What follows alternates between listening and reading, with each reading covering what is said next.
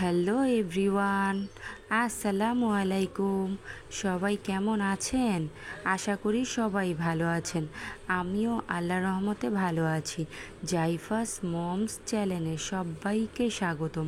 নতুন আরেকটা রেসিপি নিয়ে চলে এসেছি আপনাদের মাঝে। আজকে রান্না করব সহজ ও মজাদার হাতে মাখা আলু দিয়ে গরুর মাংসর ঝোল। এদিকে প্রথমে দেখেন আমি মাংসগুলো নিয়ে নিয়েছি। আজকে আমি আলু দিয়ে হাতে মেখে গরুর মাংসর ঝোল রান্না করব। তো এদিকে আমি মাংসগুলো নিয়ে নিয়েছি ছোট ছোট টুকরা করে।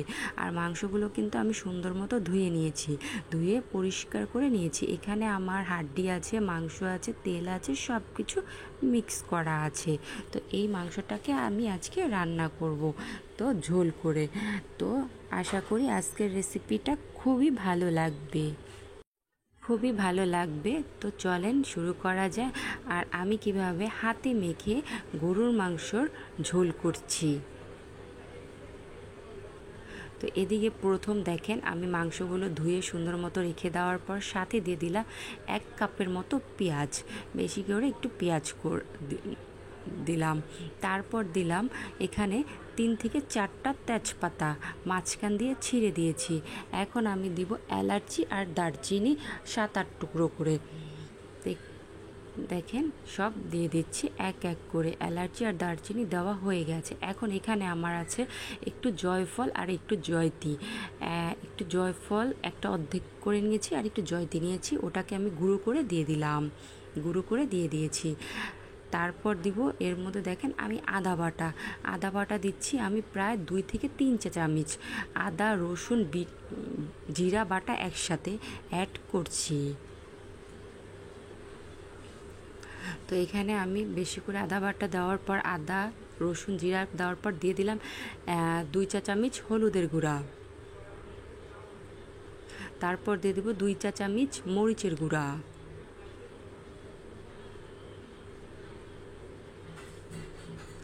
তারপর দিচ্ছি, আমি কিন্তু এক এক করে উপকরণগুলো দিচ্ছি আর দেখাচ্ছি আপনাদের। এখন আমি দিয়ে দিলাম পরিমাণ মতো তেল অ্যাড করে দিচ্ছি। দেখেন আমি কিভাবে তেলগুলো দিচ্ছি। আমি আপনাদের সুবিধা অনুযায়ী এক এক করে দিচ্ছি। তো আজকে আমি হাতে মাখা আলু দিয়ে গরুর মাংসের ঝোলের রেসিপি। এদিকে আমার সবগুলো উপকরণ দেওয়ার পর এখন আমি দিলাম পরিমাণ মতো লবণ অ্যাড করে এই দেখেন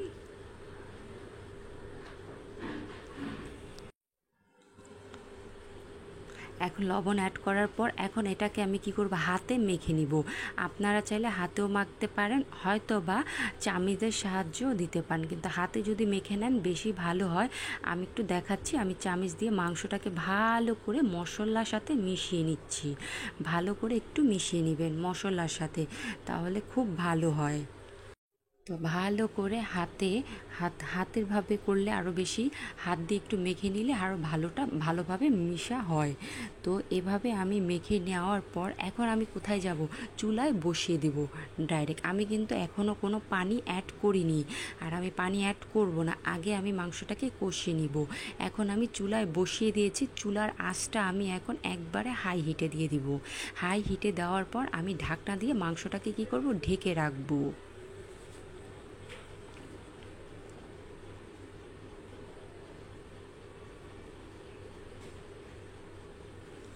তো এদিকে আমি মাংসটাকে ঢেকে রাখছি। মাংসটা ঢেকে রাখার পর দেখছি আমার কীরকম বলক এসেছে। দেখেন আমার অনেকটা বলক চলে এসেছে।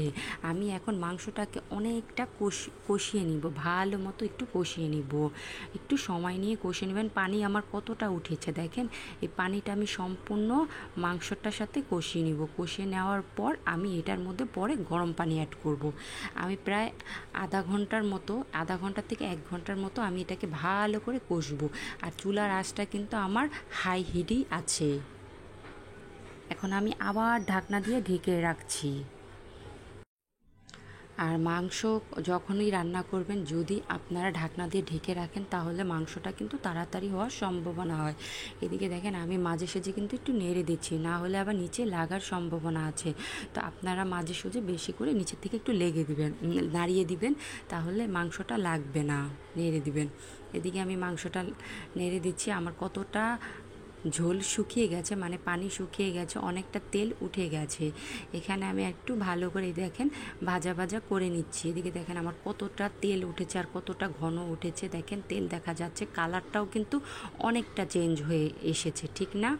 অনেকটা চেঞ্জ হয়ে এসেছে। এখন আমি এর মধ্যে কি করব, আমার মাংসটা এখনও সিদ্ধ হয়নি, গরম পানি আমি এর মধ্যে অ্যাড করব মাংসটা আরেকটু সিদ্ধ হওয়ার জন্য। আমার প্রায় মাংসটা অর্ধেকের বেশি সিদ্ধ হয়ে গেছে, আর আমি তো একটু ঝোল রান্না করব, তাই এর মধ্যে একটু ঝোল দিব। দেখেন আমার কতটা মাখা মাখা আর কতটা ঘন হয়েছে, কতটা আমি একটু সামনে থেকে দেখাচ্ছি, কতটা মাশাআল্লাহ অনেক সুন্দর হয়েছে।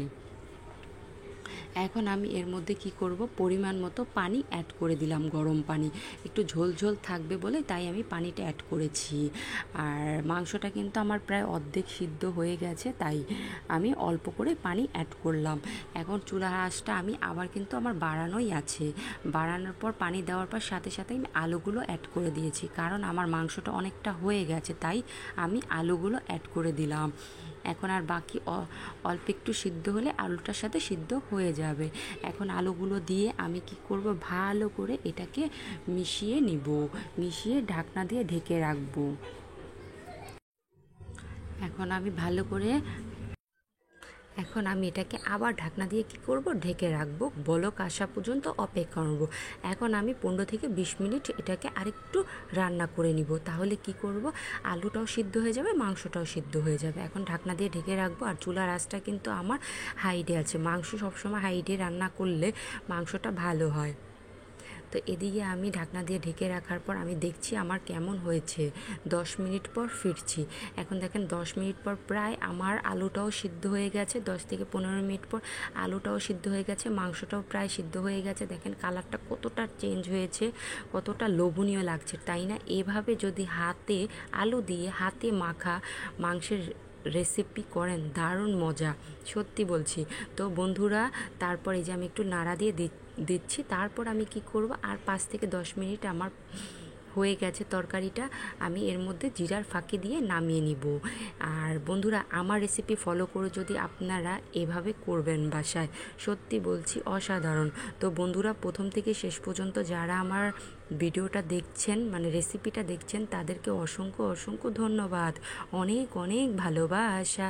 এখনও যারা লাইক করে নাই, প্লিজ একটা করে লাইক, একটা কমেন্ট করবেন। নতুন বন্ধুরা হয়ে থাকলে আমার চ্যানেলটা সাবস্ক্রাইব করে দিবেন।